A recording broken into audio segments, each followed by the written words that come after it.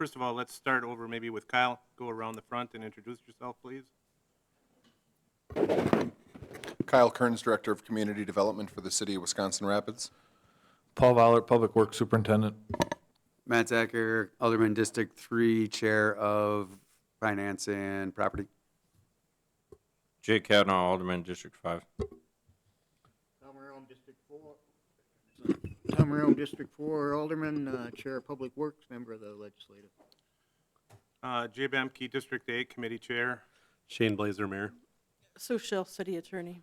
Thank you. Item number 1, call the meeting to order at 4:01 p.m. Item number 2, discussion regarding consideration of an ordinance to allow ATV, UTV routes in the City of Wisconsin Rapids. Who wants to start?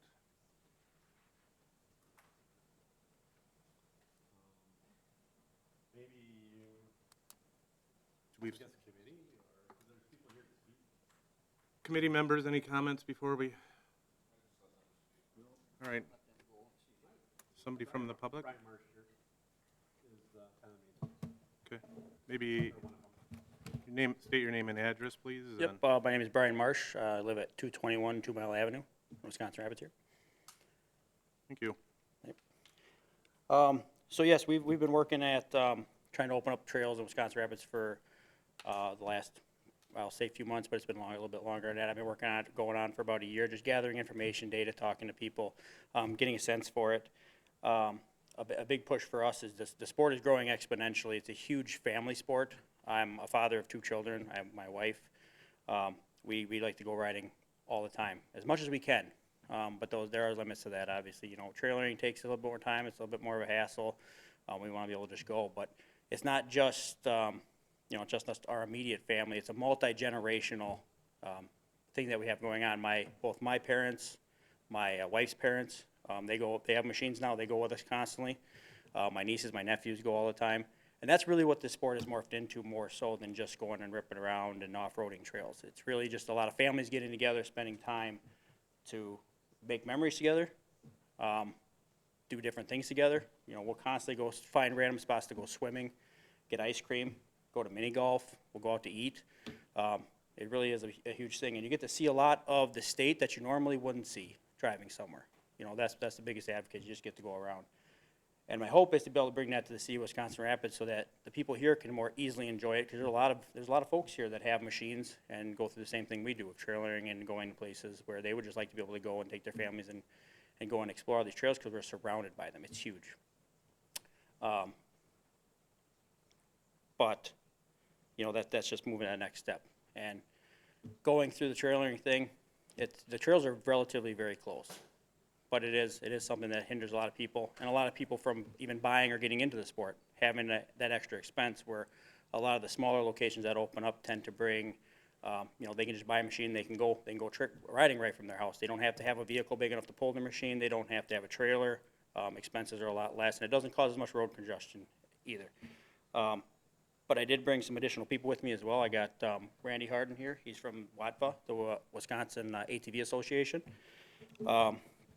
I also have David Stratka. He is a member of the Central Wisconsin ATV Club. And these guys have done huge amounts of stuff for our sport, bringing it in. They do a lot of different stuff for the communities, put on events, benefits, and I'd like them to speak on that, some of that to some extent as well. But a lot of different safety courses, things like that, to help out and teach and promote safe and effective driving in the sport. So I got a lot of stuff. I presented a packet to all of you. I don't know if everybody got to read it or not, but I put a whole bunch of statistics in there. It's the places that open up. It brings in huge revenue, the amount of revenue that comes up. And maybe I'd like to have Randy come up in a minute here and talk on some of that stuff, because I stole most of my statistics from him anyway, so he's gonna be the best person to talk about that. But it brings a huge amount of revenue. It offers opportunity for the businesses in town. Well, I don't think it's a massive, but hotels will benefit from it, because we're surrounded by a lot of great trails. We got Black River Falls, we got the Adams County trails. You can head over to Opaka, which has a lot of great trails. We're in a very nice location for people to be able to come and say, hey, I want to spend a weekend and stay somewhere centralized so I can go and hit up all these trails. Wisconsin Rapids is not a place where people are gonna come and say, hey, I wanna go ride in Wisconsin Rapids, but it's a perfect starting point, it's a perfect pass-through to get to all those trail systems. And it's a good place to stop, spend the money, fill up on gas, fill up on food, see some of the sights and head on to your next trail system. So, if it's okay, I'd like, Randy, do you wanna talk on some of, possibly some of the statistics of what it brings to the state? Yeah. I'm putting you on the spot, sorry, but. I've obviously rehearsed this. We're winging it. Thank you, Brian. As Brian said, the recreational sport industry has grown exponentially in the last, well, since 2012 is when we worked with state lawmakers to make the side-by-side UTVs a permanent program like the straddle seat ATVs, and that really did change the demographics and the numbers. There's still more ATVs than UTVs, but the people that are buying the UTVs, where you can set 2, 3, 4 people in the machine, as Brian said, you get the family experience. It's a lot of fun. The trends have changed since the UTV came on board, and people riding on what we call road routes, that's what we're talking about here. There's the trail systems and the road routes. Oftentimes, the two get kind of mixed up. It's a trail, but really it's just a network of connections between, destinations. So Brian said it well. I don't think anybody's going to say, hey, I want to go ride the road routes in Wisconsin Rapids, but you got to stay somewhere, eat somewhere, do those kind of activities. And I know we go down to Deercuse quite a bit. In fact, our group does a state, we call it a VIP ride each fall, and we have people come in from all over the state, and they end up going down there and riding out of the park as well. By the way, I would invite anybody from the council and larger. It's September 22nd. It's a Friday. We invite every state lawmaker, their staff, the Wisconsin DNR, the Wisconsin Department of Tourism. It's usually a pretty good gathering down there at the park, and we provide machines, and we have guided rides. We have what we call our Trail Ambassador program. It's really a strong program that we do in partnership with the Bureau of Law Enforcement at DNR. While we're not credentialed, we're trained, we're background, we're the eyes and ears of folks, and so where there's large number of folks, we go and work with our county law enforcement officers and our state warden teams and local PDs. I thought it might be helpful for perspective. Brian, would you mind sharing this with everybody, just to kind of give a feel?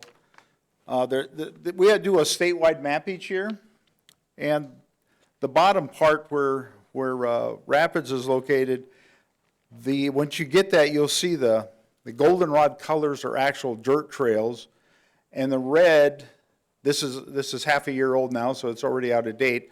Those are our road routes. So in the state of Wisconsin now, we're over 52,000 miles of legally ordinance road routes in the state. Now, that can be a dirt road, that can be a paved road into the city, but like I said, there's over 52,000 miles, and it kind of puts it in, hopefully, in perspective when maybe a county or city municipality is looking at it for the first time and say, where else does this happen? This isn't something new. So that's why I like to provide that map like that, so you can kind of get an overview of that. As Brian said, the economics, we're actually just underway.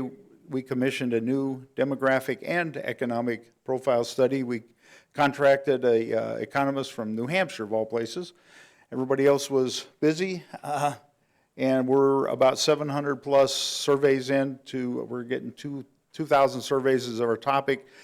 We hope to have that done by next March, this coming March, with the Governor's Conference on Tourism. We always have a booth there.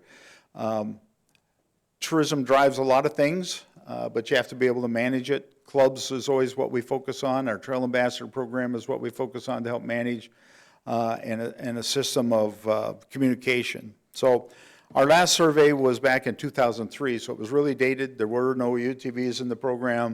There was like 190-some thousand, 92,000 ATVs at the time.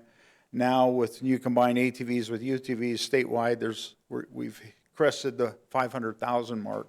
Now, that's private, public, all kinds of registrations. So we have about 6,200 miles of winter, summer trails combined, and then, like I say, 52,000 plus miles of road routes. So that's kind of the story. We're seeing a lot of the route adventures, I guess we'd say. As Brian said, I never really thought it kind of snuck up on us pretty quick. But people will meet at Aldi's parking lot at 10 o'clock, they'll go for dinner, lunch somewhere, and then on the way home, they'll make some, roads and trails, and then stop and get ice cream and then head back. So, I mean, that's a trend I never thought would develop, using routes as one of the vendors. But once you see over there in that Sauk County, over in this area there, they try to get down to the Cheese Country Trail, but everybody's riding back roads, and they need to get into the city to get the services and the connections. So that's kind of the trend. Again, I could babble on forever. Love the occupation and sport. I guess, is there any questions I could answer, or I'll be available sitting here if not? Do you guys provide any map proposals of what it would look like for an ordinance in a city, or what do you typically look to get out of these Yeah. new adoptions of the ATV, UTV? Yeah, I think Brian did present that, so I'll want to let him answer that if that's okay. Yeah, so, I mean, there's endless options. A lot, the one thing that I'm trying to push for is to try to keep it as simple as possible. As somebody that's been in the sport for over 20 years, I mean, I started off when there was very small trails, one path to somewhere and one path back. And I was doing a lot of off-road riding at that time as well. There's a lot of places that adapt their own ordinances, which is fine. I understand that for some extent, but it gets very confusing for the sport, and it doesn't tend to yield really any results or be necessary for most part.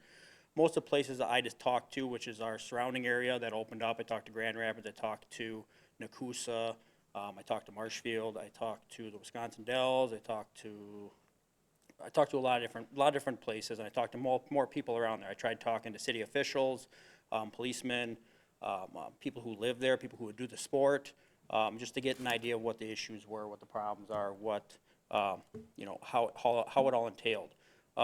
And a lot of the general consensus from most places is to just keep it as simple as possible. I provided a couple different maps.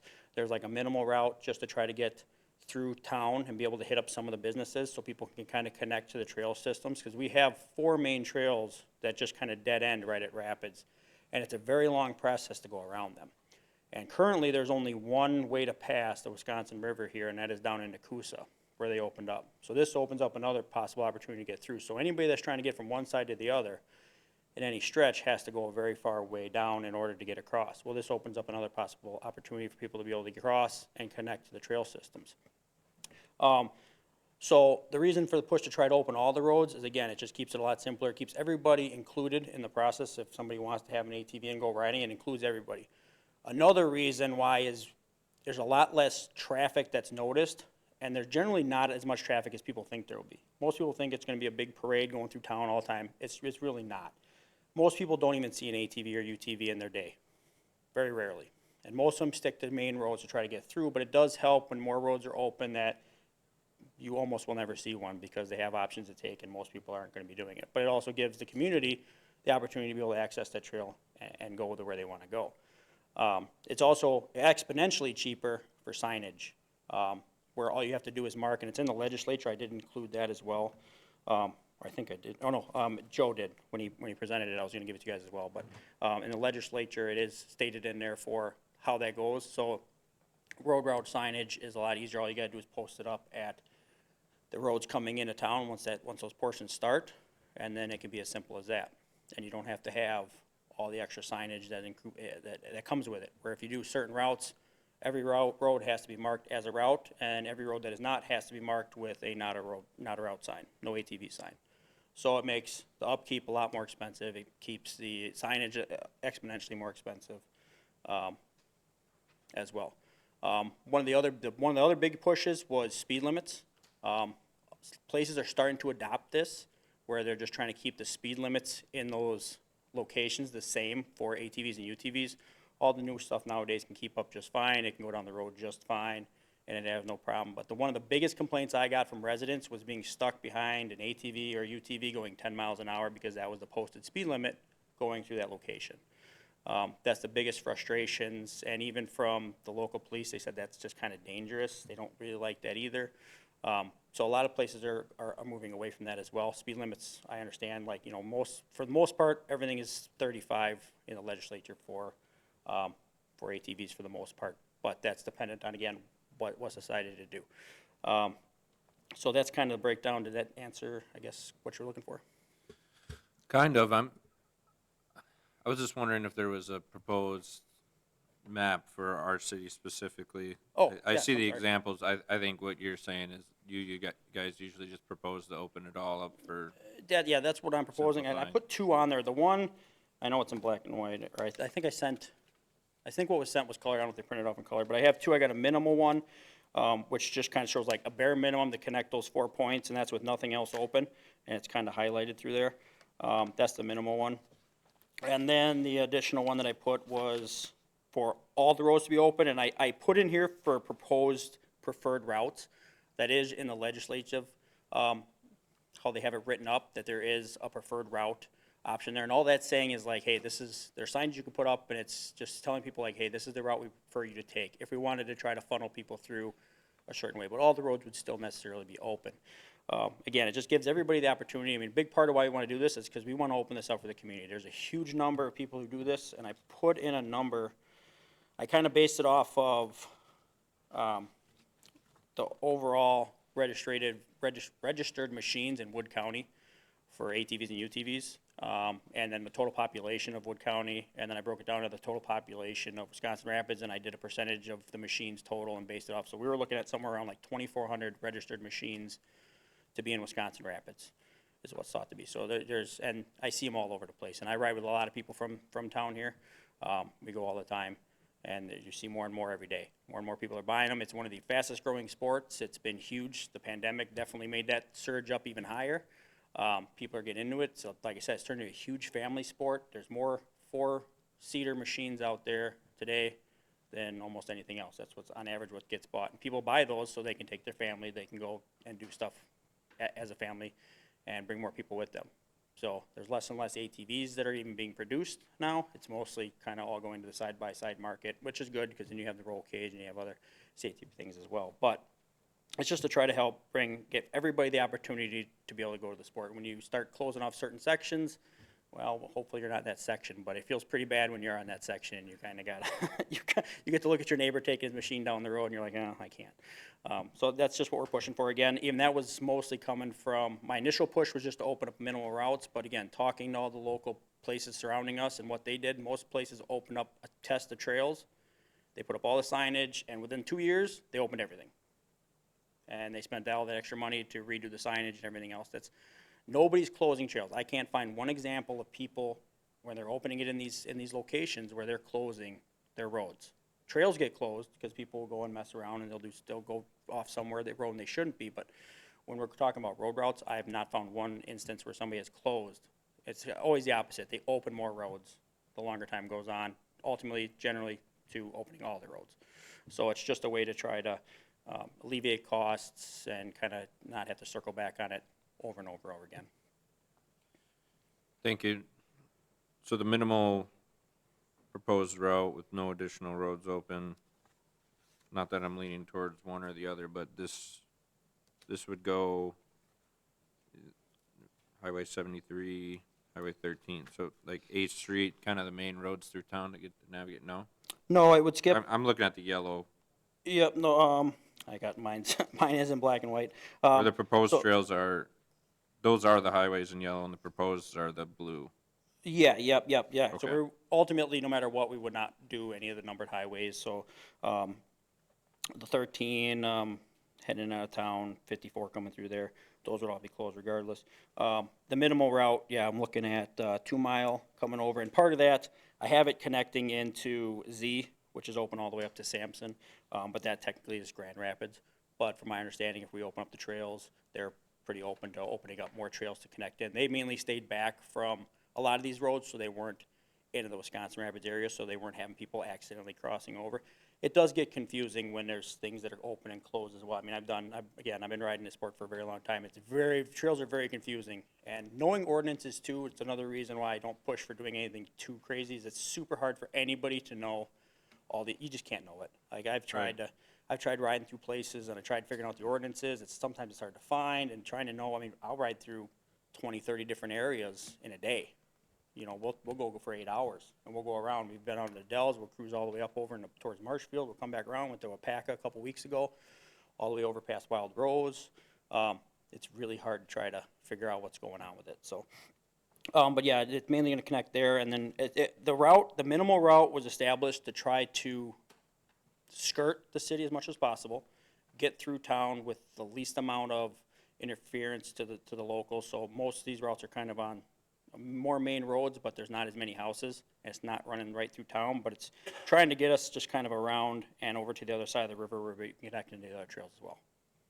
Thank you. Yeah, I'm just trying to paint a visual for those that might not have this graphic, or if you could point to a resource online. Do you guys have this online somewhere? Yeah, this is we do have a page, it's on the Wisconsin Rapids City ATV UTV Facebook page as well.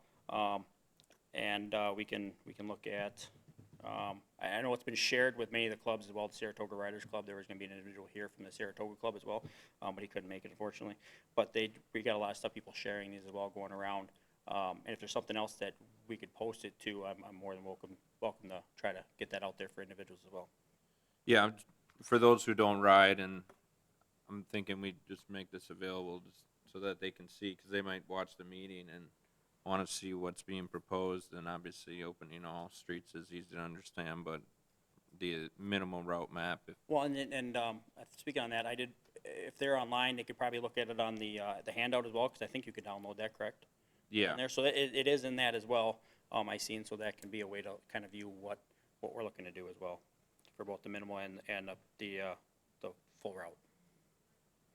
Thank you for the information.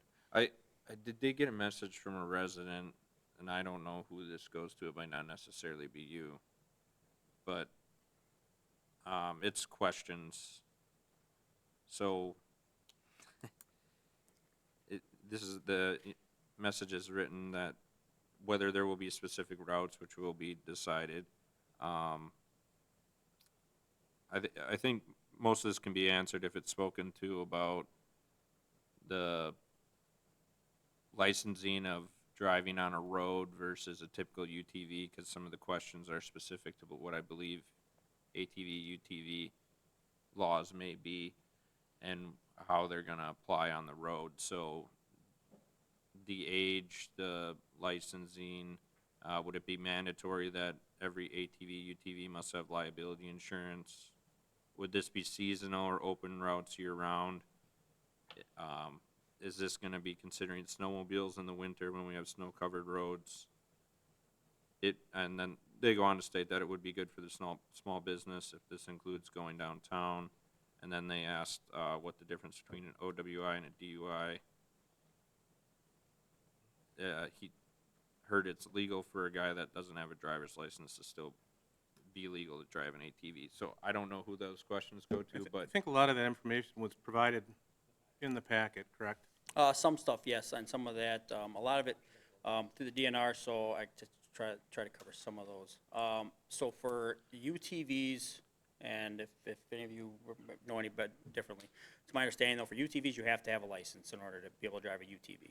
ATVs fall under a little bit different of a scenario, but if you're born after a certain date of January 1st, I believe in 1988, you have to have your ATV safety course certificate, regardless for ATVs and UTVs. But you have to be, I believe, at least 16 years old and have a valid driver's license to drive a UTV on the roadways. ATVs fall a little differently. Those, I believe, start with a younger age. I think it's either 12 or 14, but they have to go through their safety certificate. There's certain things they have to do. There's a lot of limitations on them being out on the roads. They have to be accompanied with adult. They have to be between two adults. They have to be, there's a whole list of criteria for some of that stuff. But you really don't see too many kids out on ATVs. They see them a handful of times nowadays, but most of the time they're riding in with their parents in the side-by-sides. But they do not drive the side-by-sides.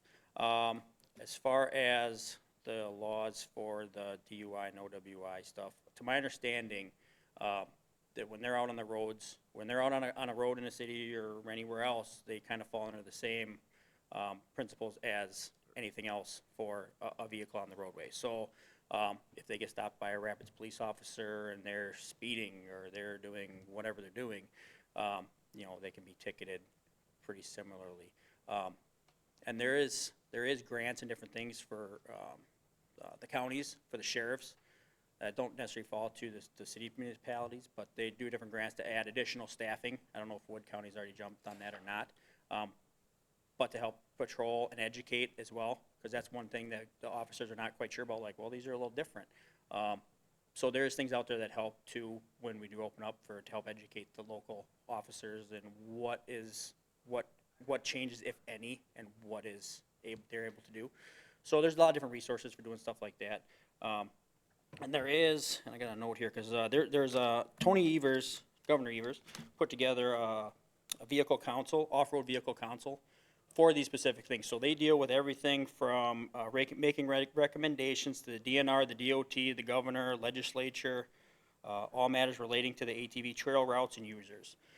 So they also offer a lot of different programs where they do, mainly for off-road trails, where you can get grant money for a lot of different things like that. But they offer a lot of input and a lot of question answering and are open to that stuff. But they're trying to make it more uniform, just because there is a lot of different piecemeal all over the place on these. They're trying to make it ultimately, in the long run, more uniform with a legislature that's going to be across the state. That's what I've heard. So, is there any other ones on that I didn't cover? No, I thank you for the information. I know a lot of this is in the packet, but for a lot of folks watching that don't have the packet, I'd like to get that information out there just so when these questions come, a lot of them are answered and what they're viewing and Right. not Yep. Nope, necessarily I get it 100%, absolutely. through sharing the information via a bunch of phone calls. So Yeah. I don't really have any And there's a further couple- questions, but thank you for the Yeah, information. no problem. Randy's got a couple of, I think Polls to- before we go to Randy, I think the mayor would. I think the mayor would like to make a comment, so we'll recognize him next, if you don't mind. Sure. okay, yep, nope, sorry. I don't know how these go, so if I'm overstepping, just let me know. No problem. Nope, you're fine. No, you're good. I guess when I first heard about this from some members in, pre Brian's group here, I was kind of bit my tongue thinking, is Rapids too big, or are we right size, or are we too big for this kind of thing?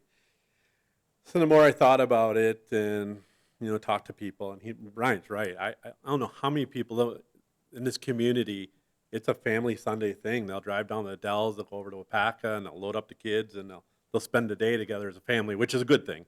And then Marshfield passed an ordinance. I'm thinking, wow, if Marshfield can do this, why not Rapids? And I spend a lot of time, I go up to Marshfield. I have yet to see any traffic, UTV or ATV traffic running around the city of Marshfield. And they're wide open. They've got some closed around the high school. And so since then, I've kind of come around to this. And I think, it's something we're trying. And I support it. And to Jake's point, my discussion on what roads do you open, I think if you open the minimal roads, you're really only benefiting the people that want to pass through the city. It wouldn't be our residents unless you lived on that route. So I favor opening them all, because then if there is traffic, it's spread out amongst the city. But if I live 3 blocks off that road, I can't access that road. So it's really only benefiting people that don't live in a city that want to pass through the city. And I think that would be, an unfortunate thing for city residents. And to your question, Jake, I think Marshfield's ordinance is a really good ordinance. And for under the driver's license, it says every person who operates an ATV or UTV on any segment of city roads which are designated ATV, UTV shall have in his or her immediate possession a valid operator's license. And I would think that we don't want 12-year-olds running around in ATVs up and down our roads for safety reasons. But I think, if you've got a valid driver's license, that's more, that would be allowed. And we allow enduro motorcycles on our roads that are off-road or on-road. I see them every day in the city. And, and spider vehicles and e-bikes and every other vehicle that's out there now. I just think something worth considering, and I favor trying it, and I favor opening up all the roads, aside from the highways, because I think that would be dangerous. But I just want to say I support it. Thank you. In regard, I was gonna ask a question of the mayor's comments. So would we mirror similar to Marshfield's ordinance, or would we be, is this the meeting where we're talking about what we would want to do with our ordinance, or how is this gonna work on our end? I think it's up to council deciding, do you want to, and my recommendation or hope would be that obviously you support it, but at this point, then it would be directing staff to come back with an ordinance. And I think Marshfield is a great place to start. It's very comprehensive, and it covers loud exhaust and music, and it's a very good ordinance. It's very detailed. And so that's what I would hope, is that there would be some direction that you direct staff to bring something forward, should this committee decide that that's what they want to do. Thank you. Just to add to that, like Marshfield's, I was looking at theirs, they defined what a UTV is, for example. Again, it usually works best if you just say, following the state statute 23.33, then if that changes, you don't have to go back and change your ordinance. So we see that a lot. So anytime you can mirror 2333, it makes it simpler, because we're always changing 2333 to some degree. So that's the part. And you already covered, the mayor already covered the question. By ordinance, you can allow make it that drivers have to be 16, driver's license. An ATV can't ride by themselves anyway. They have to have a parental until they're 16. But we're not seeing that many ATVs, to be honest. It's almost all UTVs, and people with my color of hair tends to be or lack thereof, where the trend is going on that. But this guy's got to replace us in that age bracket, so it kind of fits in there. So, like I say, you can do a lot of things with the ordinances, but if you can keep it as close to 2333, you get more consistency. And then, the city PD obviously would enforce your ordinance, but when you get state folks and even county folks, they typically won't do ordinances. But if it follows and mirrors 2333, then everybody does. So that's why we usually suggest anyway that you consider it making it 2333, then every law enforcement officer would enforce it then. So, and like I say, Brian's right, the same .08 applies for alcohol, just like it does in everything. The difference is a boat, a snowmobile, and an ATV, UTV is not a motor vehicle, it's a recreational vehicle. That's why it's not attached to a driver's license. But it's still a major citation that is, took into the .08. We're actually working on a law right now to make it more consistent with road. Many counties have come with open containers, and we're trying to get it statewide as well, so that the officer has a probable cause if they want to stop somebody versus have to see if they're swerving. But in the grand scheme of things, we don't have that much issue with it, but our kids and our grandkids want to make sure this amount of traffic that we're doing everything. So we work very close with our law enforcement partners to make sure we can manage what we have. So anyway, that was my point. We were almost there, and I think the mayor covered most of it, and Ryan had the rest. So Good, thank you. Anybody else in the audience care to speak on the topic?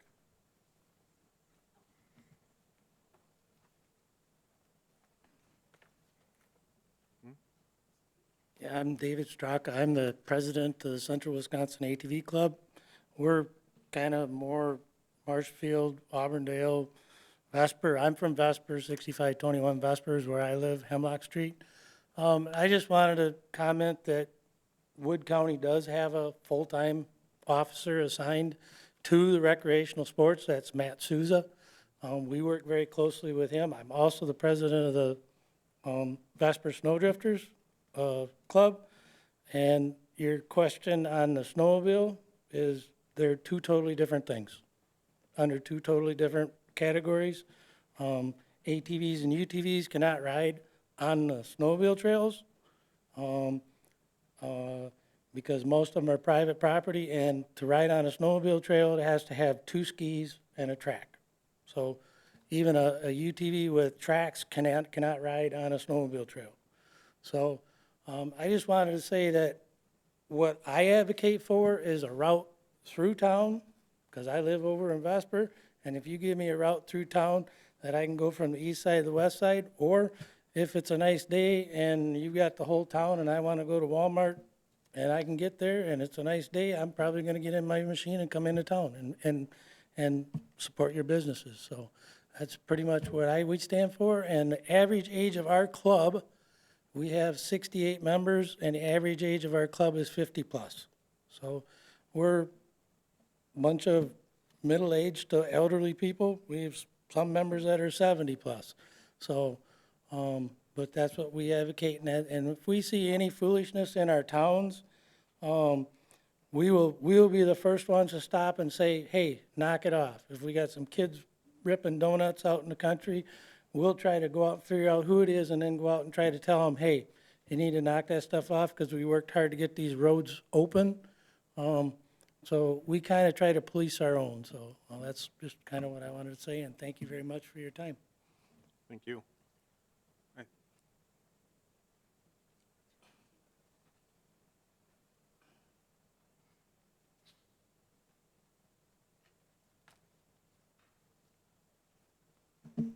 Thank you. Your name and address, please, and Sure. Christy Eggy, 1761 Riverwood Lane, Wisconsin Rapids.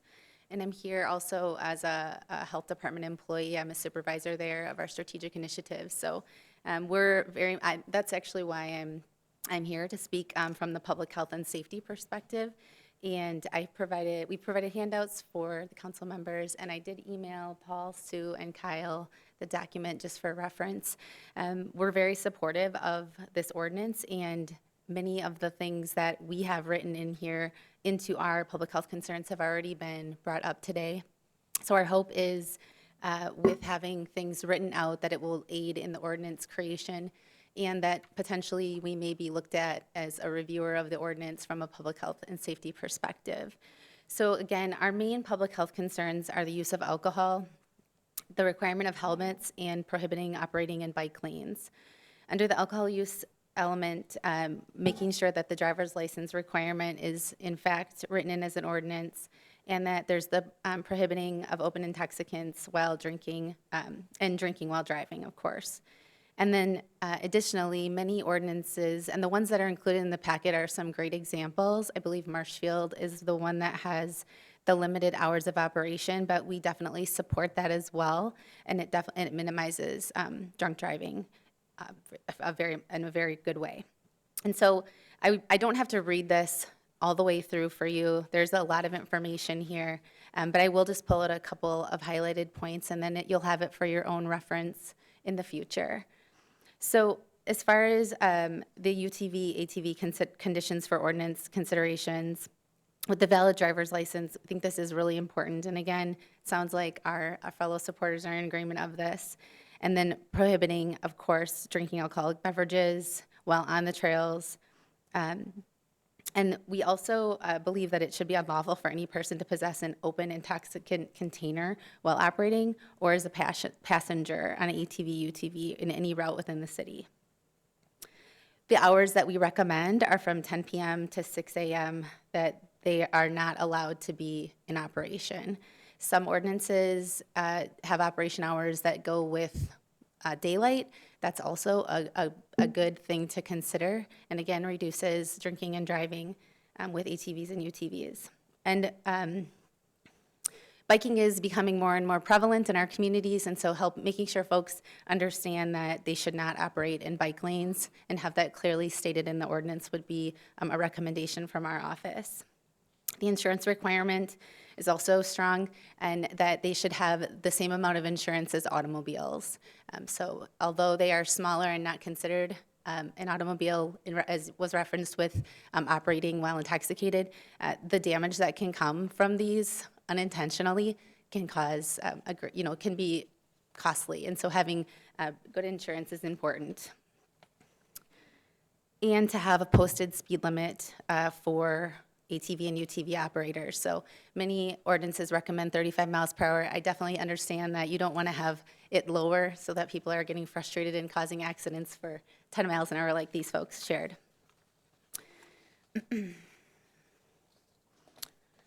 So the one thing, and this was stated, and I just wanted to have it in writing for everyone, an ATV and a UTV versus a vehicle, if you're picked up while operating an ATV or a UTV and you're intoxicated and you're over the limit, it doesn't go against your driver's license. And then similarly, if you're picked up and you have, a OWI or 3 or 5, you can still operate an ATV and a UTV. And I think it's just important that people understand that delineation.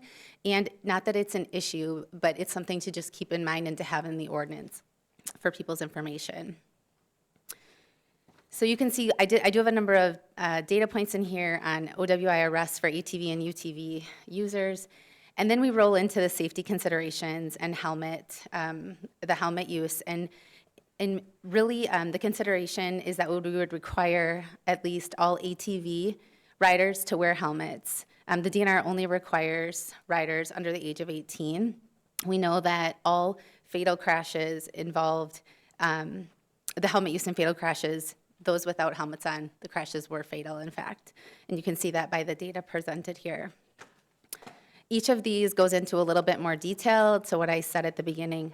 But the last thing that I just wanted to include is that, and this is just under consideration right now, a lot of discussions happening, and I saw what Mr. Eichstadt put into his recommendation as well. So just continuing to have meetings with other departments on considerations, including Sheriff's Department, Parks, Public Health. And then it sounds like there is some input happening through a community, but curious. And sounds like Mayor Blazer, you've done a great job of connecting with people in the community to get their thoughts and their support. People are very supportive.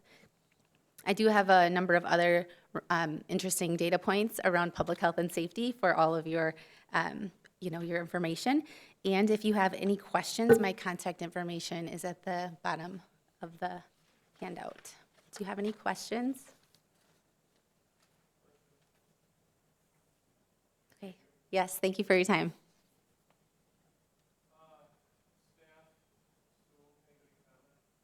I have a couple questions, if I could ask of the people that have spoken. Regarding in the state, the number of, I've been riding UTVs and not around this area, but Driftless region, Southwest and up north, and really smaller communities. How many communities, let's say 10,000 or more, are allowing, in the state, if you're aware, are allowing UTVs through their cities? Are there quite a few? Is it common? Is it probably a trend that's maybe increasing? I know you mentioned the Dells. Do they have the whole city? Yeah, the Delton Yep, okay. is wide open right now. And Okay. Delton is looking at opening up as well. Once you get past, I think it's Mount Olympus there, once it hits the Lake Delton lines, that's where it kind of ends. But, you can go right across the bridge, you can go right down the strip. Right. We've been there 7 times, take the kids, the jet boats, went to eat, mini golf, stuff like that. But larger cities. I know Marshfield is, are quite similar, but, Eau Claire, Green Bay, La Crosse, Right now, working on. okay. I just moved this task force there, so it sounds like they're moving in that direction too. Okay. They're not just yet, but. Right, They already okay. have a few routes through Stevens Point, but the mayor came to our conference there. By the way, you're always invited too. But again, I think that's the trend that we're seeing. Right. So far, there's not a lot. It creeps up to that number, pretty close to it for a lot of the places that are opening. It seems like that's kind of the space right now where it kind of seems that, and I was trying to find a bunch of that information. Really hard to pin that information down, trying to look at a map and trying to go to each individual city. A lot of cities too don't necessarily show up on the map, some that are open, but that kind of seems like the point. But there's not currently, not in this state. Other states, they have cities way larger, Right. and they're wide open, and they just kind of ride and do whatever they want to. But so far in the state of Wisconsin, it creeps up to that 10,000 mark. I think it was more towards 13,000, and kind of there's not a lot of it. Okay. Another comment that I just want to make is the county opened up all the lettered highways, and all the speed limits on the lettered highways are now the posted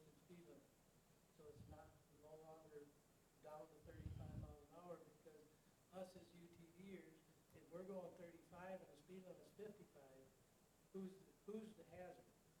If you've got a group of UTVs, so now it's the posted speed limit. You don't have to go to the posted speed limit, but all the lettered highways now are the posted speed limit.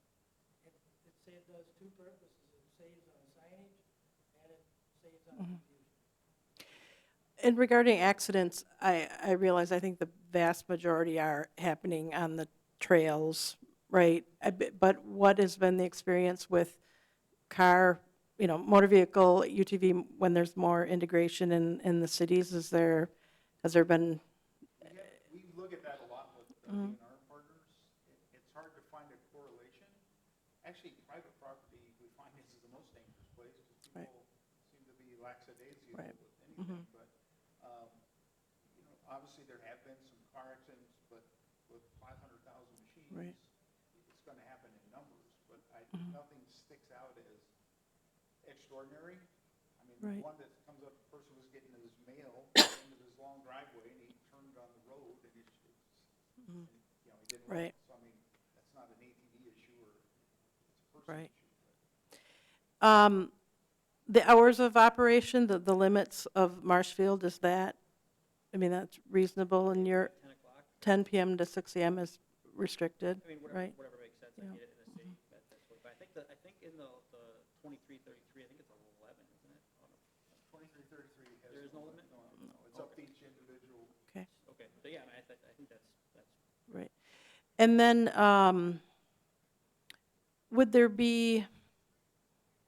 you envision that there would be actually routes, whether they be okay, so if we're opening up streets in the city, would there be routes that could possibly be opened up in the city that would be public, that, in addition to into regulating what's on our streets, that we would also need to regulate routes, pathways other than streets, or is that not? like an off-road route.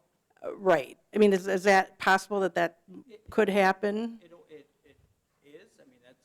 Everything's kind of owned throughout the cities here. Right. But like if the city said, hey, we want to have a route that goes through here, an off-road route to get through. A lot of times, the local clubs take care of most of that stuff, Right. where they get the permission from the landowner. I don't think Rapids would be a Yeah. spot where we would do off-road. I'm just thinking because our ordinances are, right now we already have, okay, well, no open containers on city streets, right? No, you can't be drinking while you're driving on our streets. But if there are routes that aren't considered streets, that, it's my understanding that if you're on a route right now, let's say, that's not a street, that you can have beverages? Motor vehicle could go, would be considered a route.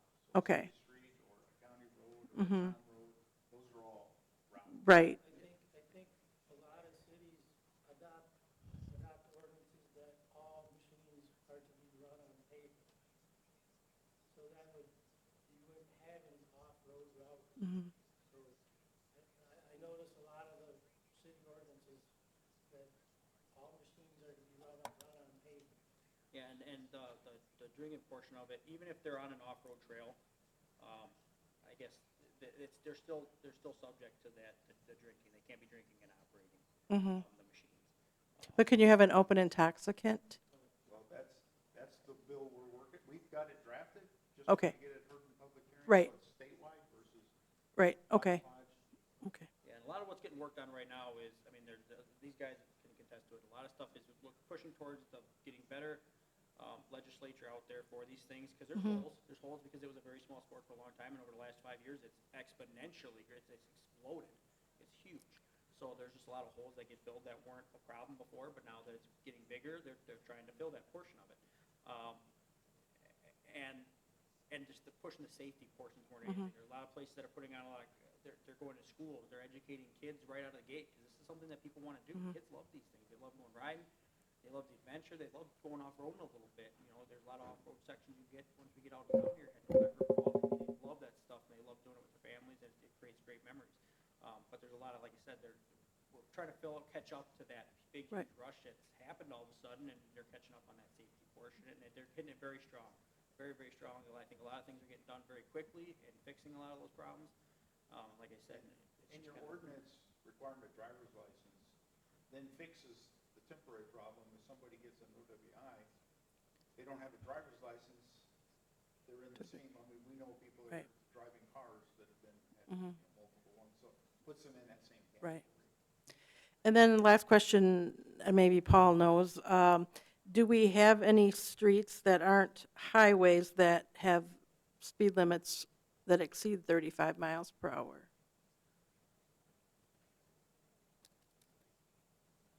Maybe you guys thought about that too? I mean, is there any place that, 35 miles an hour, I know on a state highway, they can open up like Vesper.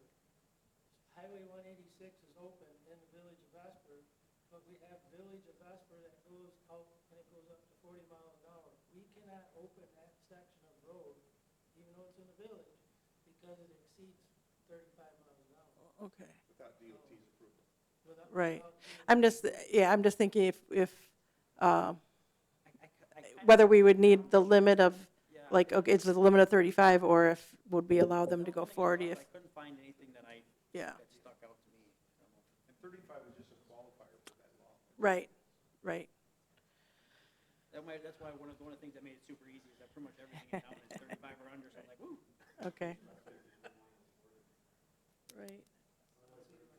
Like, what about going out on Sampson or Z? Expressway is the only thing that's 40, otherwise everything's less than 40, correct? Yeah, I think First Street used to be 35. 35, and then they moved that down to 30 because it became quicker and more people were taking it instead, so Yeah, so I think 35 and under would cover pretty much every road that would be, maybe Fifth Avenue or Redden Road out that way, maybe, but Okay.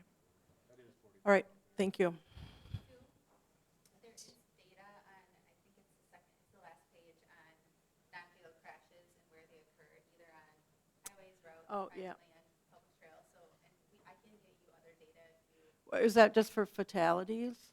no, those are not. Oh, okay. I guess I saw the fatalities one, but, okay. Yeah. Thank you. Thank you. All right. Committee, Matt? So I mean, in the end, everybody's covered everything already. You got the spiders in there, and I'd even throw in little smart cars. I mean, they're pretty small, Like, the things that drive on our roads already are, at first I started thinking about, so I'm like, no, we probably shouldn't do that, and we should put it to referendum. Then I'm like, wait, I saw a motorcycle drive by. I'm like, well, if that thing's on the road, why can't this other stuff? So I just think we got to get it to the point where they just have to follow the same exact rules that everything else has to follow that's on our roads, and I think we'll be fine. So, do we need a motion? I can make a motion to just move it forward to council, or are we making a motion to? Draft an ordinance probably, correct, Sue? And what is the ordinance going to say? I mean, you actually, I guess what we could do is, based on Marshfield, based on what's happened here today, based on the health department and the gentleman here, I mean, should I put something together that I think incorporates what you've kind of talked about, and then that you can consider that at council, or do you want it to go to council to decide whether they even want to do this, and then it takes another meeting, but, I would say to council. Take another meeting. Tom? Yeah, thank you. Yeah, mostly today, I think I was to get information. I appreciate the packet that I had and read through it all and the ordinances and that. If this was to become law, how do you propose to get, what would be the proposed routes of crossing the river, as we have 3 bridges? And I'll let, before I guess you answer, is that in our engineer's report that we got,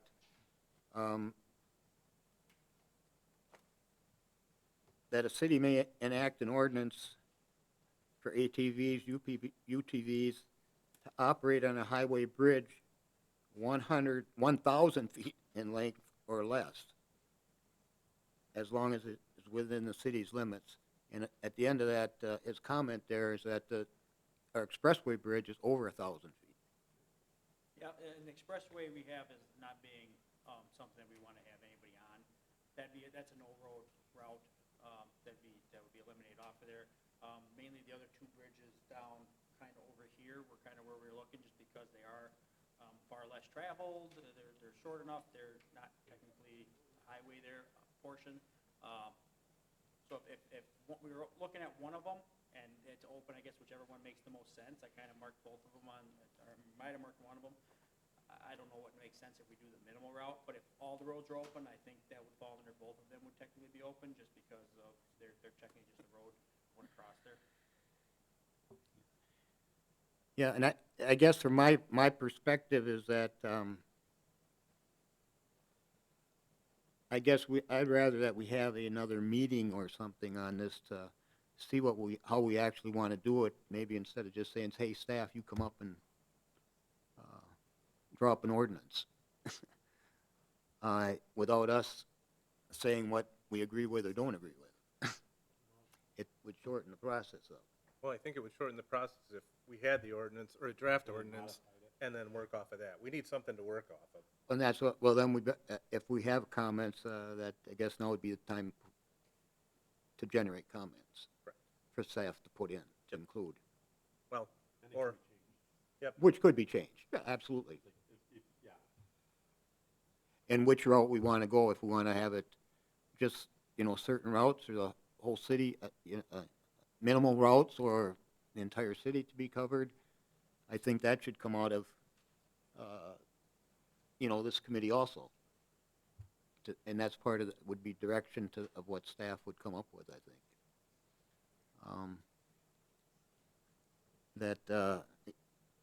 When this first, I guess was, I don't even know where, how, off the side, somebody mentioned that this was going to be coming forward just several months ago. I guess the comments that I heard is that people wanted to get information on this and whatnot, so, if we draw an ordinance up and it comes back to the council, that becomes a hard place to change things. I guess that's what I was more or less getting at, to have the information, if it's an ordinance, whatever, to have another meeting in between actually going to the council to see what's there. Instead of just presenting, here's the ordinance on council evening. Just, Matt, go ahead. I just think that we shouldn't, until we have full council support, we shouldn't really, waste any time. So we should get it to council with the idea that we want to move forward with it, and then we draft the ordinance. I think we have a good start already. We're not recreating the wheel, and then we can tweak it according to Wisconsin Rapids roads and bridges. I'm not sure if I understand the difference between a 1,000-foot bridge and a 1,010-foot bridge. 10 feet. Well, I got that part, but, in terms of being able to drive across one, so. But I think we gotta get to the council first to say, let's move forward with this or not, and then go from there. I think the gentleman back here. Go ahead. The one area that would be above 45 miles or 35 miles an hour, where I would advocate, if I'm coming in from Vesper, I would come in County Trunk F, and then hopefully get on F. I know F is closed right now, but I'm sure that the county would look at possibly opening up. But now you've got, but because it's a county trunk, you're not bound by the state laws. I would want to come in on County Trunk F, come down 17th Avenue, come to High Street, and then High Street straight across over to Jackson Street here, and then right down Jackson and across the bridge. That would be my preferred route coming from Vesper. But then you are over that 35 miles an hour because you got a little bit of 55, and then it drops down to 45, and then I don't know what the speed limit is coming in on by the edge of the industrial park past County Drive. I don't think there's, That would be the only area that you would have, that I would advocate the city opening up for me to get in and cross town.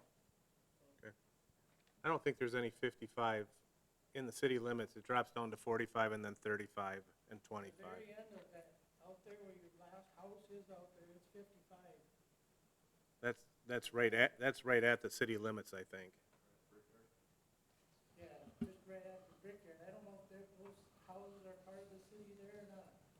there are like 3 houses down past where the 55 picks up. Yep. Go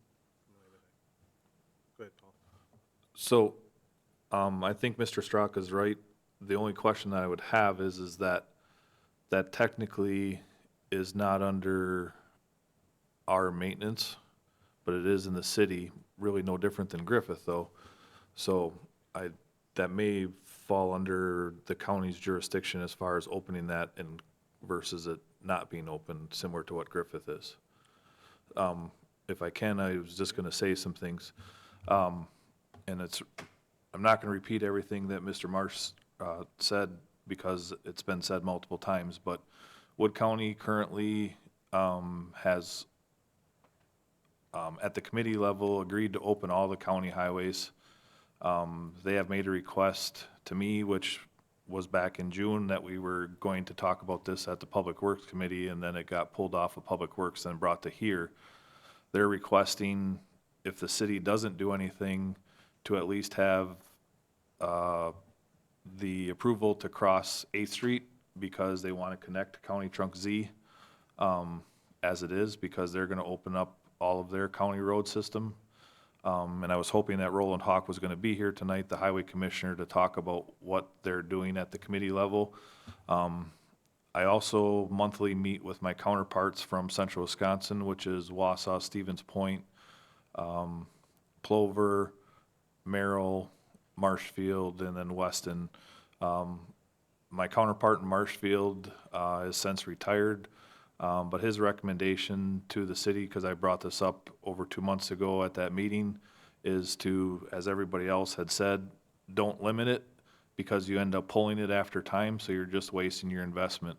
And that's the same thing that Roland Hawk said at the county level, because they limited it to not being on county highways, just allowing cross-traffic on it, and now they're going and pulling all the infrastructure, the signage and things like that they put on that, because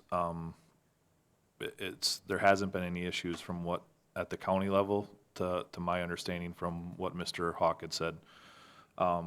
Marshfield has not had any issues. It kind of, what Mayor Blazer had said, the public works superintendent up there says that he seldom sees UTVs going down the roads, not because they're not there, but it's just not a nuisance or anything like that.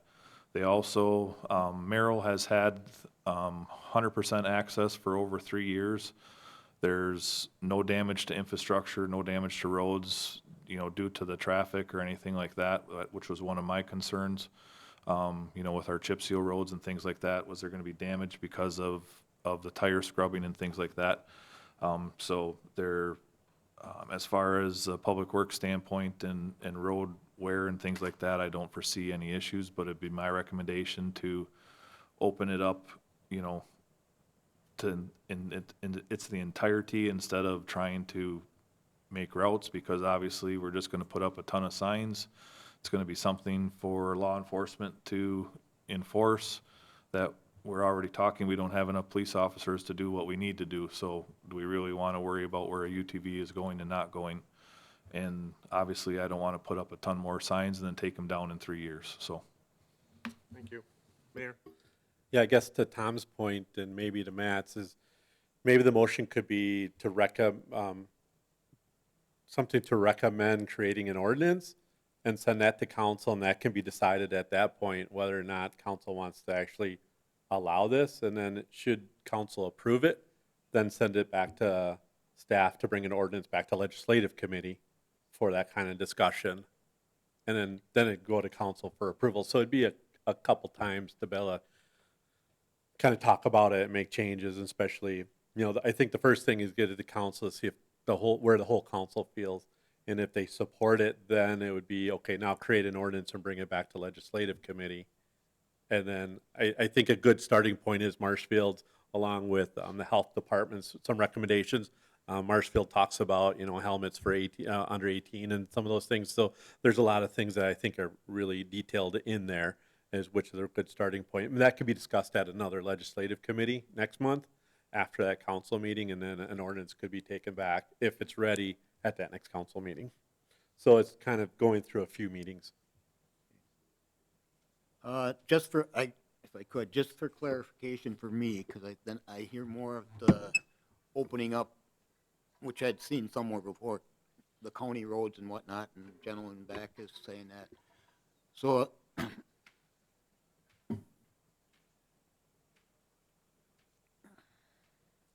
what would that affect in Rapids?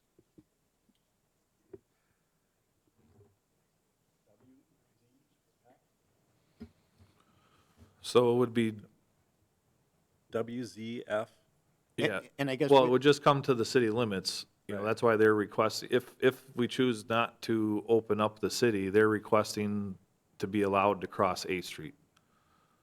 Because they want to connect County Trunk Z, what would that be, east and west, so that people from Grand Rapids can go to get to the Nakusa Bridge, which is where it's crossing.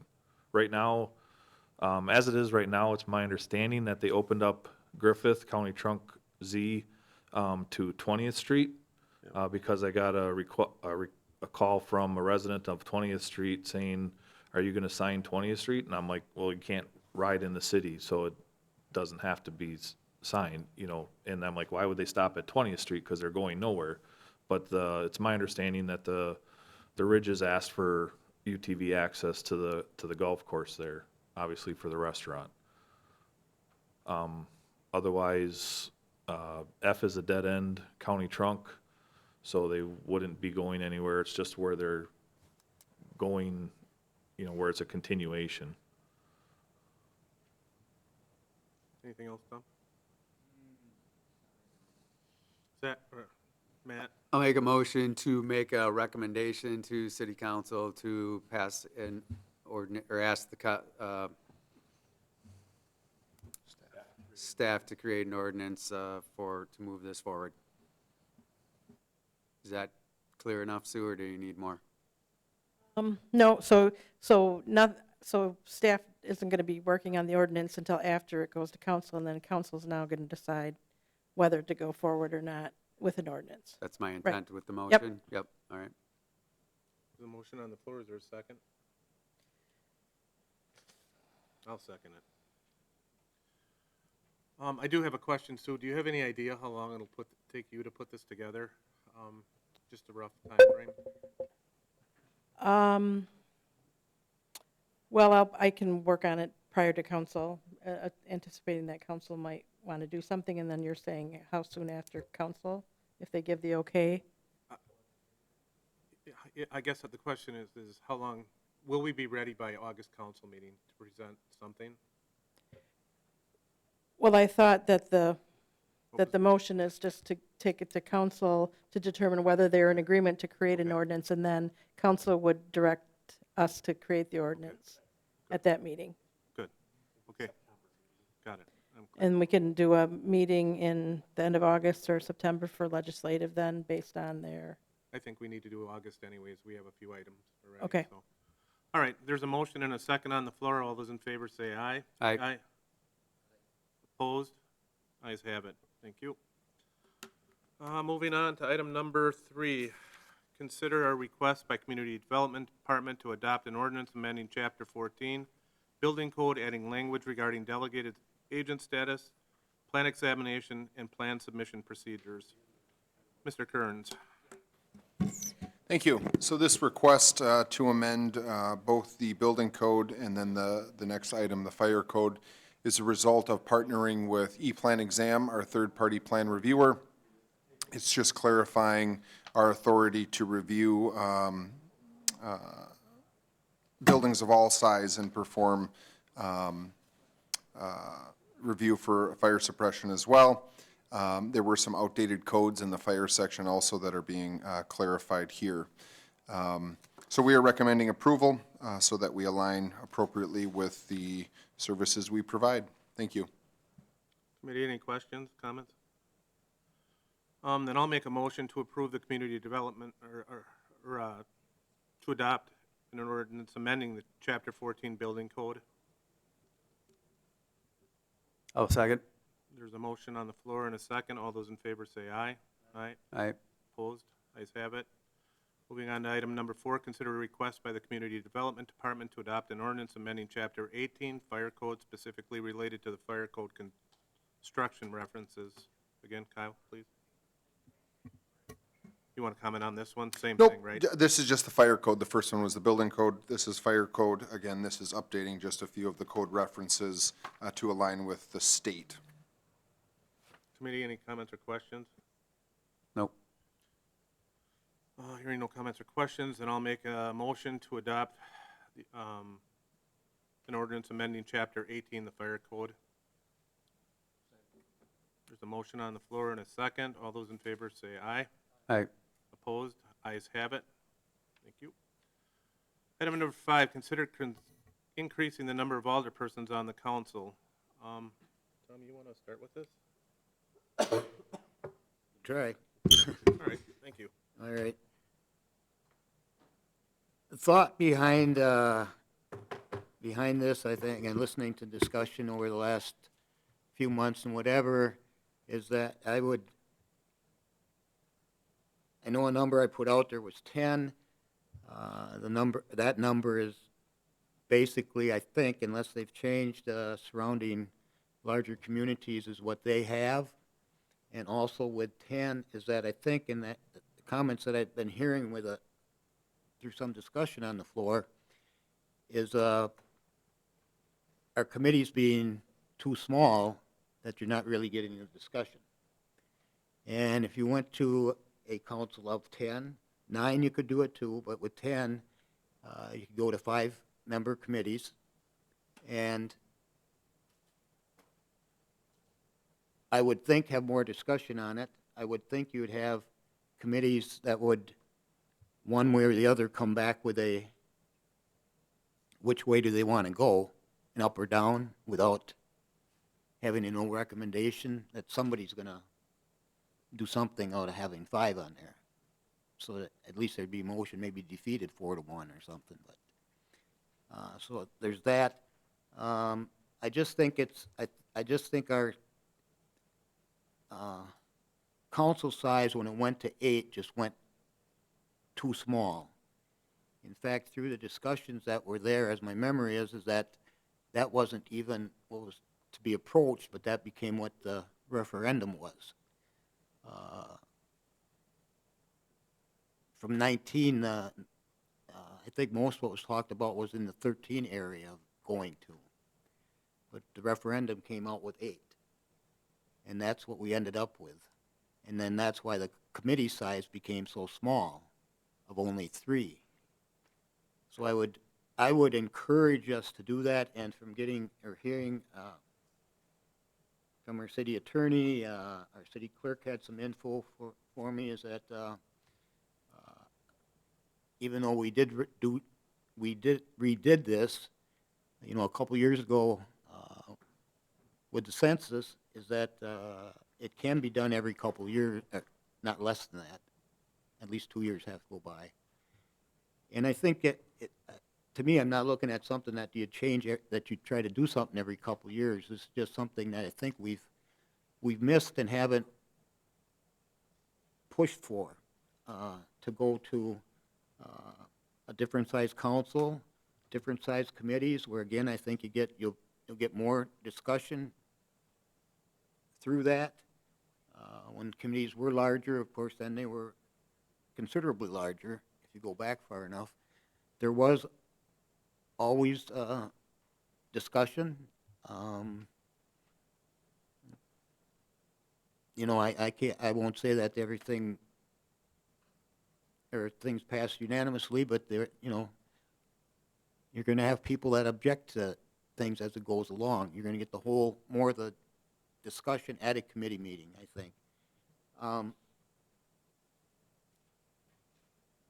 And I know I mentioned at our council meeting a couple weeks ago is, to try to do something for the next spring's election.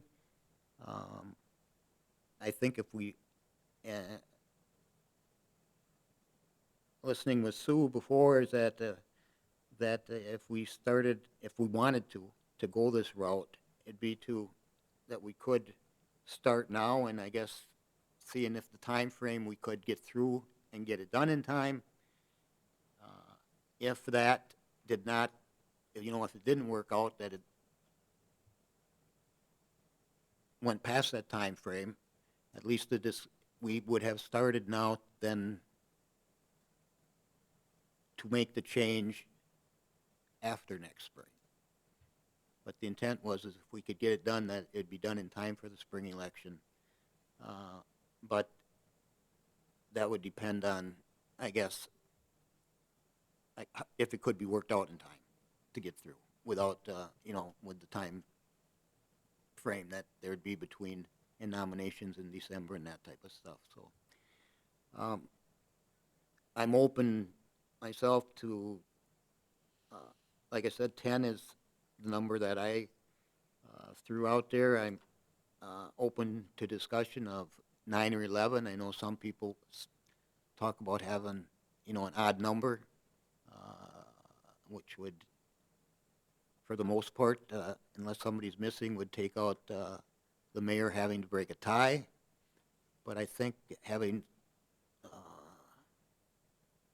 hopefully having more discussion, I think, and the more council members is that the hope would be, for me anyways, that there would be, on the certain items that there are, that there'd be less tie votes, that it wouldn't come to that.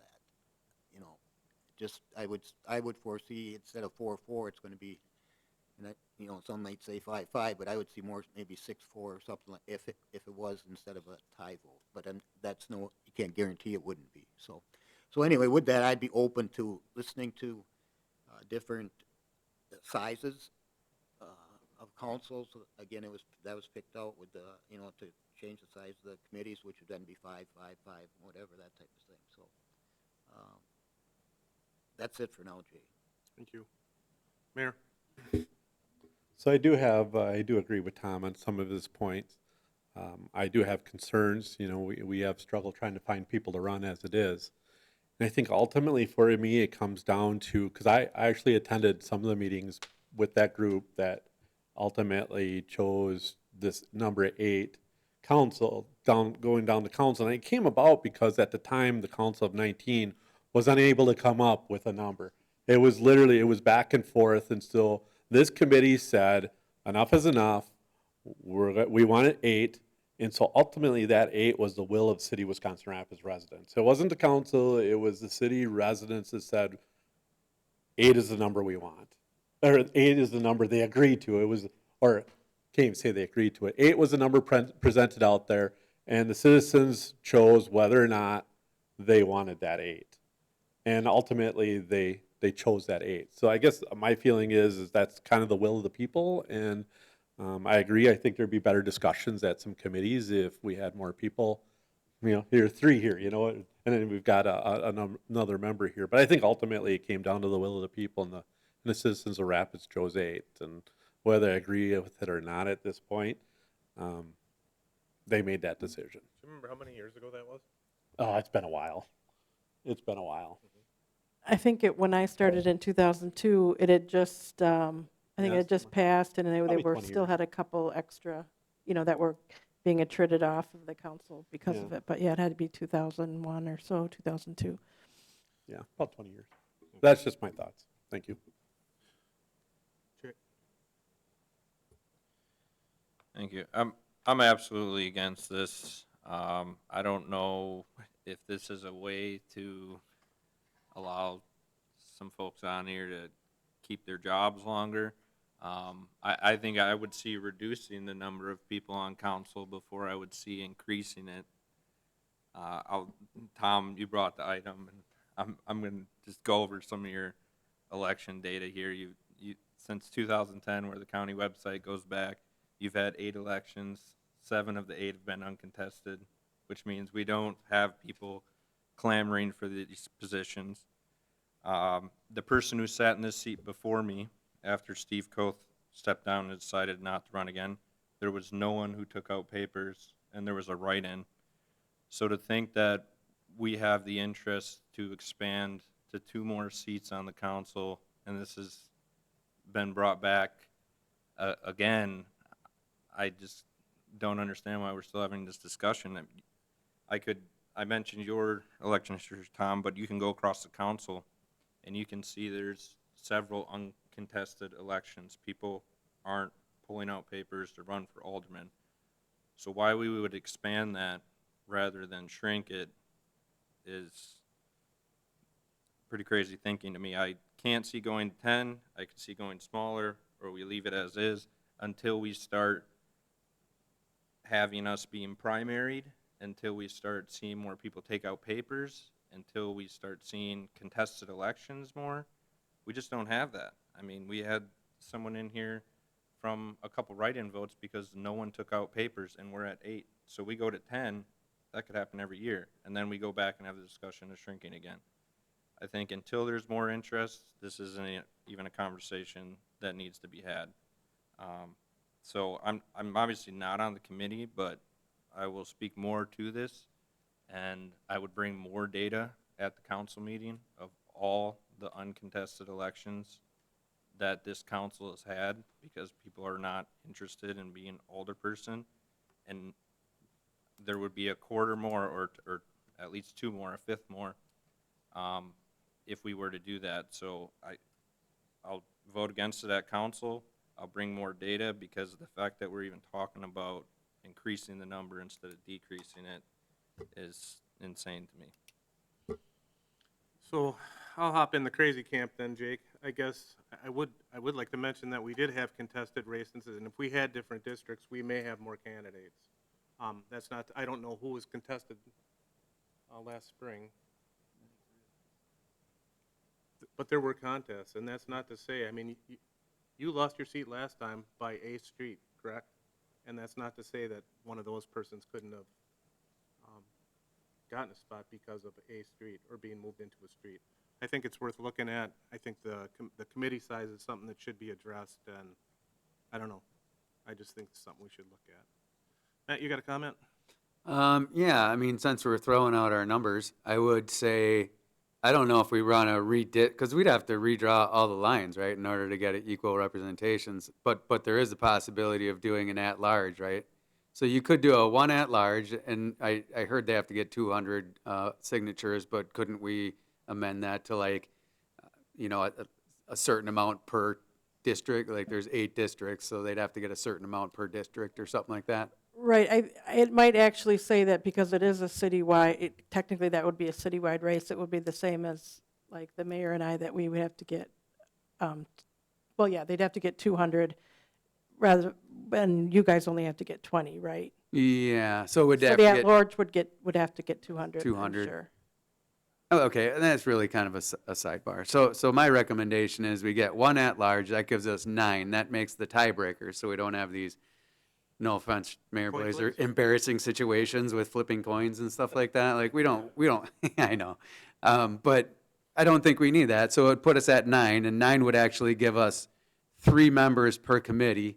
But I would also take a step back and say, I'm still looking at trying to figure out how to get the 2 council meetings per month, but still divide it up between 3 councilmen or persons per committee, so that the departments have somebody to talk to and answer to and bring it together. But in the end, all 9 aldermen would be on each of the committees, because we'd be voting on them every 2 weeks anyways. So that would be my recommendation, is to get rid of the evens, make it an odd, get the 9th person, make them a at-large, and then we kind of redefine the committees to where we can meet every 2 weeks and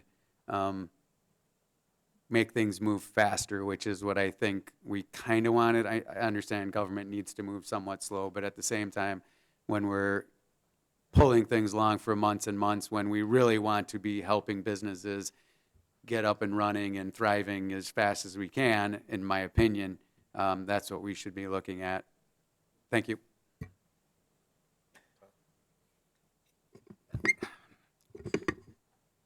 You know, Matt, I keep hearing this about how slow we are, but it seems like the process here has sped up quite a bit over the last several years. And then just a tidbit, I guess, to throw out is that if you look out to the east coast to our nation's capital, is that the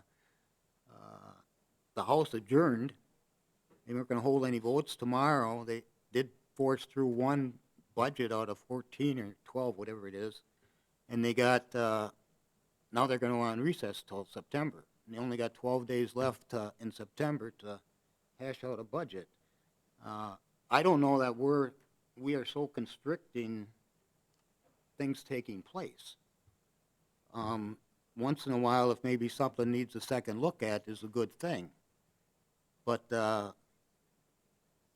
my experience, is that things are moving faster than what they did 10 years ago, by a lot. Some of that is, I don't know if it's all for the good, is that there's the less people and less on the committee, and you don't have that discussion. And I think part of this, to enlarge it, isn't to go, stay at a 3-person committee, it would be to go to a 5-person committee. And that may be, I guess if it goes to 9, that then you'd have, it'd still be 5, so there's gonna be some more doubling up or whatever. Which is, with me, fine, but that's why I picked out the 10. I'll also say that my personal opinion is that somebody's gonna be, should be representing a ward versus technically the whole city, as that is what the mayor ran for. And an at-large would be an at-large. At least in my understanding, that no matter where you lived within the city, that would be the one who you'd call up first. I just think that a redistricting can be done, should be done, and, you know, it's a process, and that's why, how long the process would take, maybe maybe that's why I said it, maybe it wouldn't be done for the next spring's election, but I just think to create 1, 2, or 3 new districts is what the route we should look at going, and to increase the committee size with that. And that and I've said it several times here, is that I think you'll have more discussion on it, the more people involved, and I also think that I think you'd have people run with the more more districts that there are. There may be people that might be interested in running, but they're satisfied with what's there. That nobody runs doesn't mean that there's no interest. They just may not, are satisfied with who is there or whatever. I haven't checked back in my time how many elections I've had, but I know I've had, or competition, I know there has been some. And it's,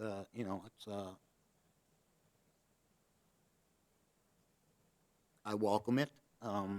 Some people, I guess they don't want to, whatever, but I think the people would come out and vote, or to run for an office. I think, as Jay mentioned, we had elections here this last spring that were contested, and once it shake out, you may not have that competition each time, but I think you would fill the added seats. So again, that's I would rather that we created new districts, and with that would create the size of the committee. So that's a big point behind it. Thank you. Matt, go ahead. Just a few points of clarification. I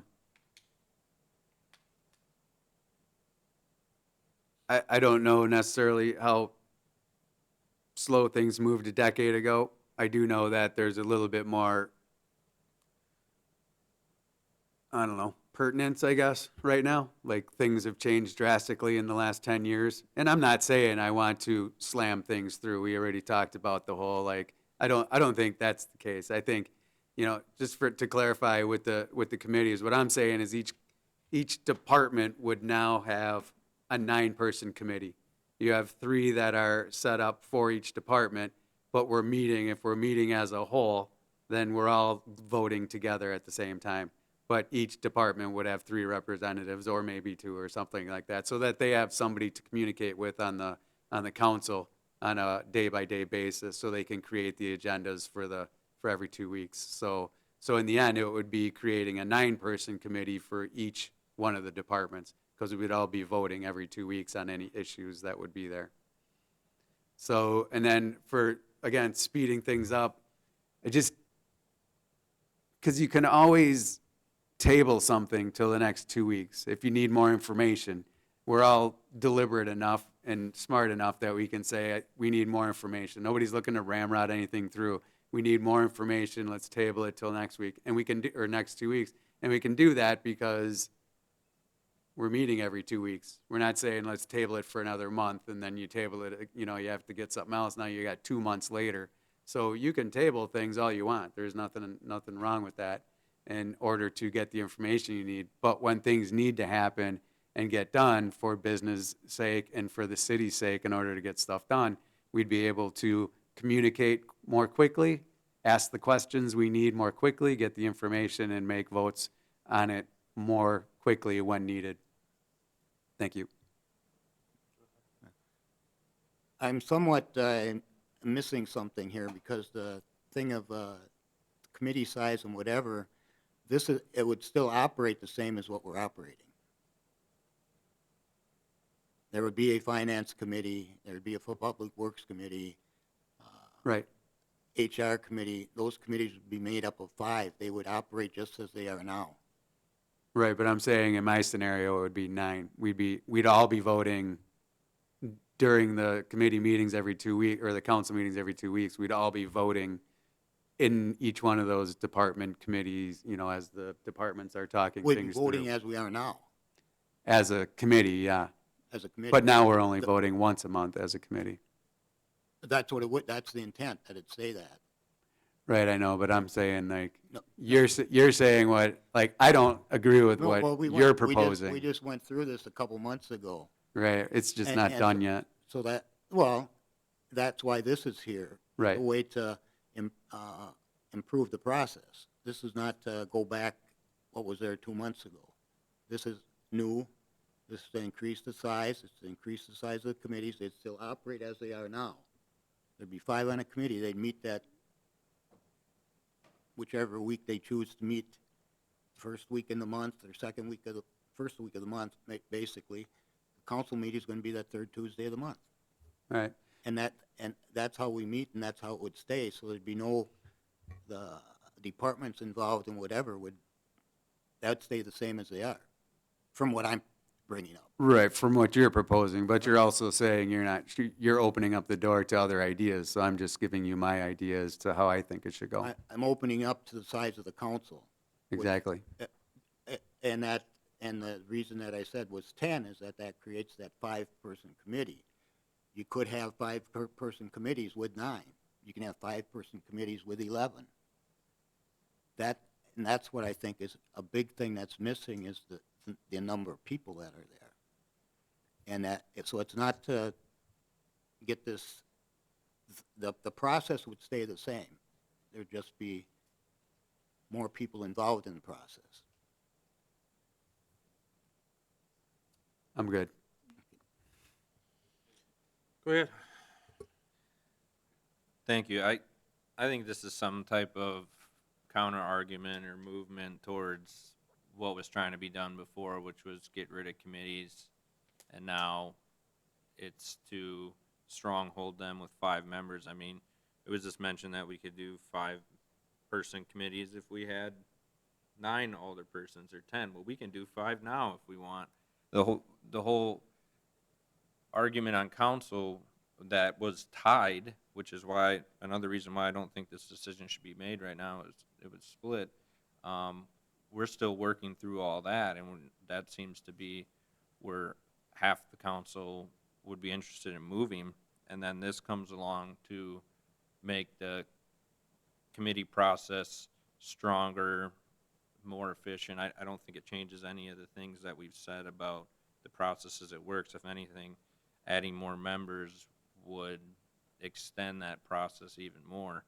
I mean, it was mentioned too that if there was more districts, more people would run for them. They could run now with the number, everybody who lives in the city can run right now. They're not. I mean, we had opposition in the elections this past election, but you go to some of the other ones just years before, there wasn't.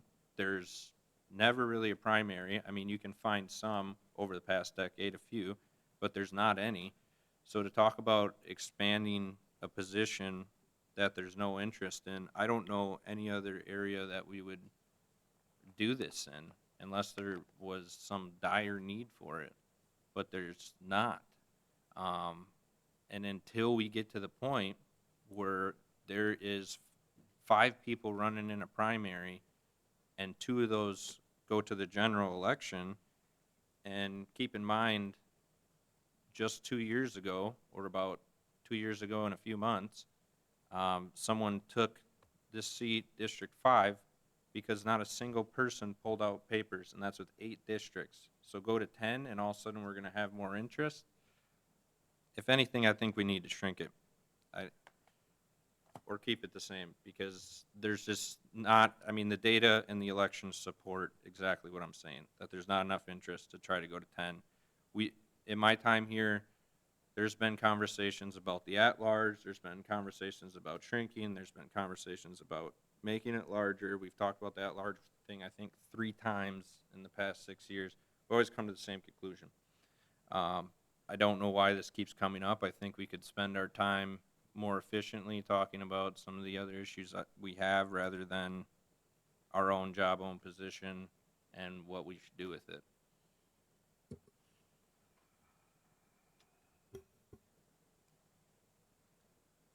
I'll throw my 2 cents in on this one. I think this is a discussion that we need to have with the entire group, and and I realize, Tom, this is kind of time sensitive now, but unless this goes perfectly, we're not gonna make it you wouldn't make this for next year anyways. I would suggest that we request of President Veneman that we do this in a committee of the whole meeting and let everybody get their 2 cents in, see if there's any support for this or not, and Is that a motion or just a suggestion? I don't know that I have to make that a motion, do I, Sue? I mean,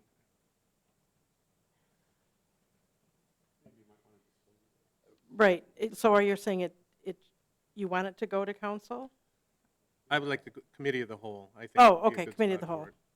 So you can refer this to a committee of the whole meeting then? Then I'll make a motion to refer this to the committee of the whole. Second. There's a motion on the floor and a second. All those in favor say aye. Aye. Opposed? Ayes have it.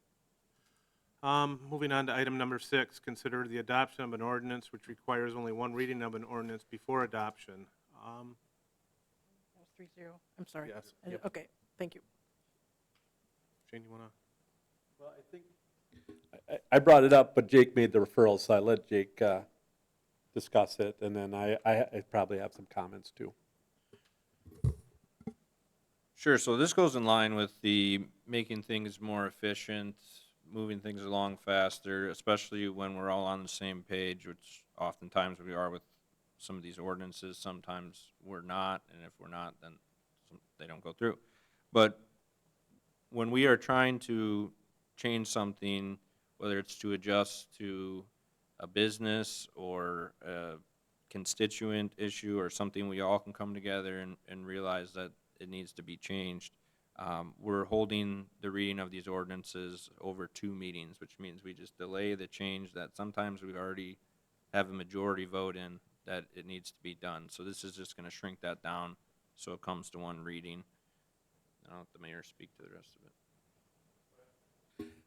Yeah, I agree with Jake. You know, and I think ironically, we have a prime example coming about now at Public Works. They're bringing back an ordinance, and so that's why I think, you know, this can be decided in 1 meeting. It's a majority, and the majority rules.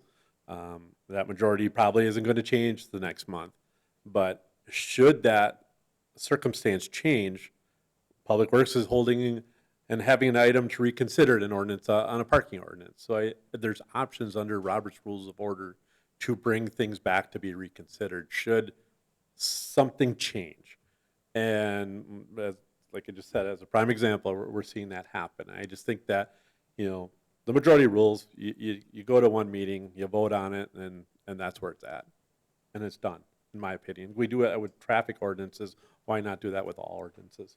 Thank you. Comments from committee, questions? Mr. Kearns. Thank you. I just want to comment that with regards to the zoning ordinance, we do receive requests for rezones and annexations from time to time. Those requests often come from applicants, and if it's not unanimous, those applicants are having to wait that extra month with those second readings. So I think I would also, from a staff standpoint, support one reading specifically as it relates to those ordinances for rezonings and annexations. Thank you. Sue, did you want to add something? What's that? See, I don't think those, we don't require two. Oh, we don't? Okay. Zoning and annexations, it's more the general ordinances of, yeah, I can't recall that ever requiring a second on a zoning. That's not what's coming back that we were talking about, was it? It's a Public Works one? Yeah. Well, I know okay. we've brought Yeah. we've brought other zoning code amendments back. Right. A For second rezoning, readings. I'm saying a rezoning, like of a parcel or an annexation, do not need two readings, but changing the zoning code, or the fence code or whatever, it would require two readings. Okay. So, and, Well, I guess my With the fence, yeah. understanding was that the zoning map is part of the zoning code, so an amendment of the zoning map would be an amendment of the zoning ordinance. But that's fine. I think I would, support the requests ultimately, because there are other times when there have been zoning requests and we've had to delay action from an applicant due to the second reading. Thank you. Matt, next. I was just gonna make a motion to, I'll make a motion to adopt an ordinance which requires only one reading of an ordinance before adoption. Did you want to comment? Go ahead. Yeah, Matt, would you want to add in what Kyle just input regarding the requests he's seen that need two readings? So it can all be included in one? and we can Sue, move is that everything something along. that I need to put in my motion, or? I guess I'm not sure what you were referring to. I mean, this would be all ordinances would just require one reading. Okay, so there's nothing in community development that. Well, I was telling him presently which ones require one and two, but if you do this, then they're all one, right? Okay. Yep. Sorry for the confusion, yep. Okay, there's a motion on the floor. Is there a second? There's a motion and a second. Tom seconded it, Sue. All those in favor say aye. Aye. Opposed?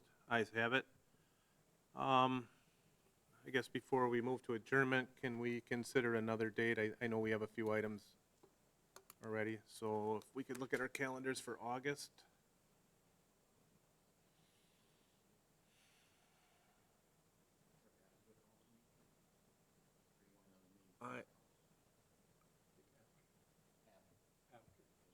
I would think to bring that ordinance back after the council, then you could take care of it all. So the problem with this group is there's months that we have nothing to, and I do like the idea, I don't know, I think it was maybe Jake suggested, regardless if we have items on the agenda, for an agenda or not, that we schedule the meeting, we can always cancel it. Otherwise, this seems to get pushed back and. Correct. Yep, I like that. So, could we do something at the end of August, or should we wait till September, Sue? It doesn't matter to me, it depends on the date. I guess the thought is, Tom's always at usually all the committees. Jay and Matt are at finance, even potentially after the finance. Finance is going to be the first, Finance meeting this month is the first or the 8th? it's gonna be the 8th, because Tim's gone, and I think they chose the 8th. That works for me, if that works for you, the 8th. Matt? But, Yep. so what will be taken up, because we won't have a council meeting before then? So, Yep, I guess that's kind of, I was asking the Yeah. question without asking the question. My question is maybe we should schedule something for September. Sure. Um, And then say that's the date every month and then try to. Yep, and after finance on. September 5th is probably finance? More than likely. Or wait a minute, 4th is Labor Day? Yeah, 4th is Labor Day. 5th? Okay. 4 o'clock, Sue? I think finance is at 4. 5? Sure. Well, the whole committee's gonna be there more than likely, so. Unless you want to go before, or, oh, no, you guys don't go before, yeah. Yeah, whenever, 5:30. Maybe 5 or whenever. 5 or following finance. Okay, It'd have to be 5, no sooner than 5. okay. All right, next meeting we'll schedule for September 5th at 5 o'clock or at the conclusion of the finance meeting. And with that, item number 7 is adjournment. There's a motion by Tom, a second by Second. Matt to adjourn, meeting adjourned at 5:46. Thank you.